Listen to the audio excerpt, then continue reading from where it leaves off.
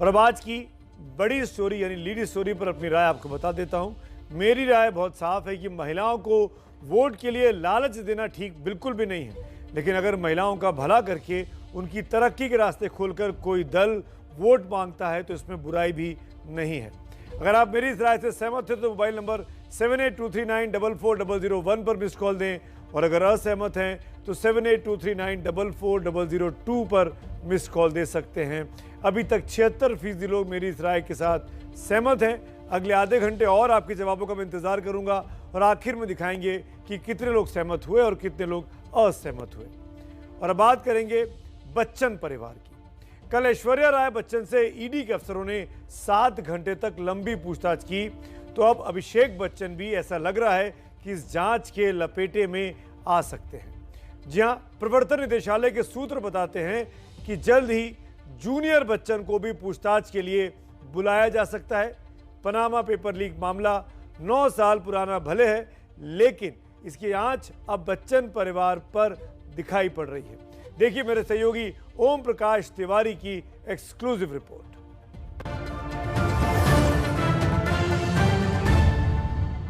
Panama paper leak मामले की जांच ने बच्चन परिवार का चैन छीन लिया है। ईडी की नजर ऐश्वर्या के अकाउंट्स पर टेढ़ी है। अब तो उनके साथ अभिषेक बच्चन भी लपेटे में आ सकते हैं। सोमवार को प्रवर्तन निदेशालय ने ऐश्वर्या से 7 घंटे की पूछताछ की थी। सूत्रों के मुताबिक ईडी ऐश्वर्या के बयानों का आकलन करने के बाद अभिषेक को बुलाने का फैसला कर सकती है।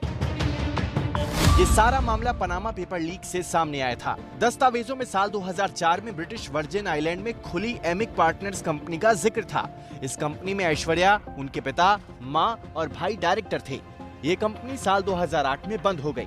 इन दस्तावेजों में ऐश्वर्या की कथित विदेशी कंपनियों की जानकारी थी। इसके अलावा अभिषेक बच्चन को मार्च 2012 में दिए गए 1.25 लाख पाउंड का भी जिक्र था। नियमों के मुताबिक एक ही छत और एक ही पते पर रहने वाले पति पत्नी भी बिना सरकारी इजाजत के लाखों पाउंड की रकम एक दूसरे को नहीं दे सकते। इस लेन देन का ब्यौरा रिजर्व बैंक ऑफ इंडिया या आयकर विभाग को देना जरूरी होता है। इस मामले में ऐश्वर्या राय बच्चन द्वारा दिए गए बयानों के क्रॉस एग्जामिनेशन करने के बाद प्रवर्तन निदेशालय अभिषेक बच्चन को भी पूछताछ के लिए बुलाने पर फैसला कर सकता है। ये मामला 9 साल पुराना है और 2017 में इसकी जांच शुरू हुई थी। 4 साल बाद पहली बार मंगलवार को ईडी के सामने ऐश्वर्या राय की पेशी हुई। करीब 7 घंटे तक ये पूछताछ चली। इस पूछताछ में ऐश्वर्या से करीब 37 सवाल पूछे गए, जिनमें ये है कि देश में कितने बैंक खाते हैं, कहां-कहां हैं, विदेश में कोई संपत्ति या बैंक खाता है तो उसकी जानकारी देने को कहा गया, आय के क्या स्रोत हैं, ब्रिटिश वर्जिन आइलैंड की किस कंपनी में वो निदेशक थी, साल 2005 में वो इस कंपनी की निदेशक से शेयर होल्डर क्यों बनी, इसका क्या फायदा हुआ, विदेशी कंपनी एमिक पार्टनर्स लिमिटेड में दस्तावेजों पर उनके हस्ताक्षर दिखाकर पूछताछ की गई। साल 2012 मार्च में उन्होंने अभिषेक बच्चन को 1.25 लाख विदेशी पाउंड कहां से दिए थे, क्या ये पैसा विदेश में किए गए किसी प्रोग्राम की कमाई था या कुछ और, क्या इसके लिए रिजर्व बैंक ऑफ इंडिया से परमिशन ली थी। सूत्रों ने बताया कि अपने जवाबों के दौरान ऐश्वर्या ने कहा कि विदेशी कंपनी के बारे में उनके पिता ही जानते थे, जिनकी साल 2017 में मौत हो चुकी है। अब इस पर बचा है तो सवाल और सियासत। तो घबराए हुए हैं। मैंने अभी आपसे कहा हवा बड़ी करारी है, लाल टोपी सब पे भारी है। तो कौन घबरा गया है?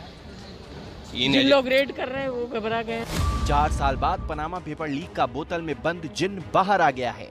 जाहिर है अभी ऐश्वर्या शिकंजे में है, लेकिन ईडी सूत्रों के मुताबिक बहुत जल्द बच्चन परिवार के दूसरे सदस्यों तक भी इसकी आंच पड़ सकती है। दिल्ली से संवाददाता ओम प्रकाश तिवारी की रिपोर्ट।